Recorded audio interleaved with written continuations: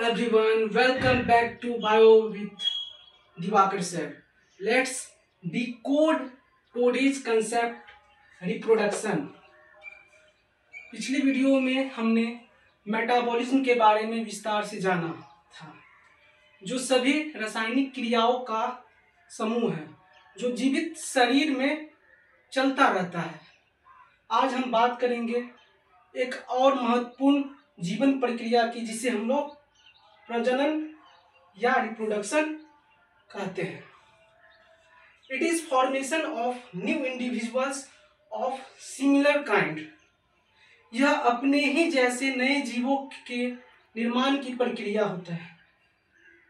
कह सकते हैं कि वैसा जीव जो अपने जैसे संतान को उत्पन्न करता हो उसे हम लोग रिप्रोडक्शन या प्रजनन कहते हैं। It is not essential for survival of individuals. ये जीवन है ना, जीवन के लिए आवश्यक नहीं है, लेकिन यह जीवन की निरंतरता के लिए काफी महत्वपूर्ण होता है। It is not defining feature of life. ये डिफाइनिंग फीचर नहीं होता है। इससे पहले हम लोग जाने थे कि metabolism is a defining feature of life. Growth एक प्रकार का कैरेक्टरिस्टिक्स फीचर था, लेकिन रिप्रोडक्शन भी क्या है, ये डिफाइनिंग फीचर नहीं होगा।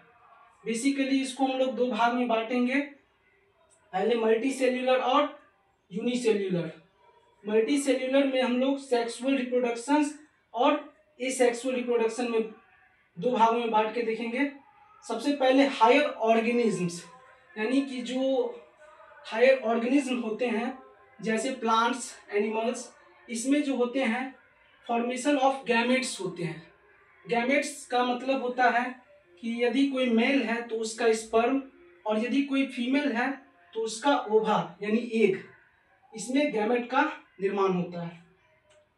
एग्जाम्पल बता ही दिए हैं कि प्लांट्स और एनिमल्स, इसके अलावा फ्लावरिंग प्लांट्स जो फूल है ना, जो प्लांट्स फूल देते हैं, ये सब मल्टी सेल्यूलर यानी सेक्सुअल रिप्रोडक्शन के में आ जाएंगे।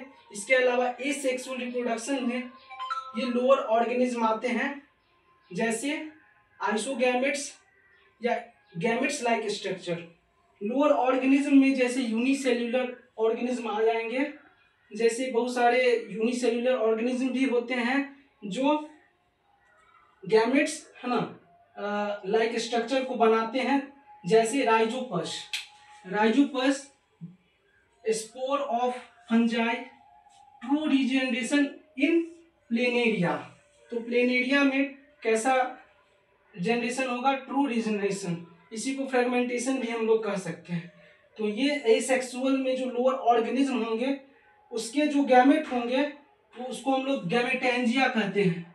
गैमेटेंजिया जो इस टाइप का, जैसे राइजोपस, फंजाई या प्लेनेरिया, इस सब के गैमेट्स को हम लोग क्या कहेंगे, गैमेटेंजिया। इसके अलावा यूनिसेल्यूलर में देखेंगे तो ये reproduction and growth are synonymous, यानी कि रिप्रोडक्शन और ग्रोथ एक ही होते हैं दोनों में। जब मान लीजिए किसी भी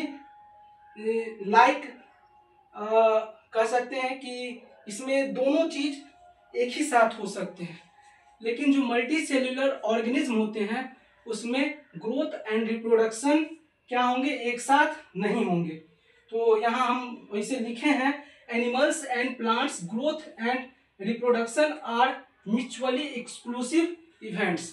ये एक साथ मल्टी सेल्यूलर ऑर्गेनिज्म में कभी नहीं होगा।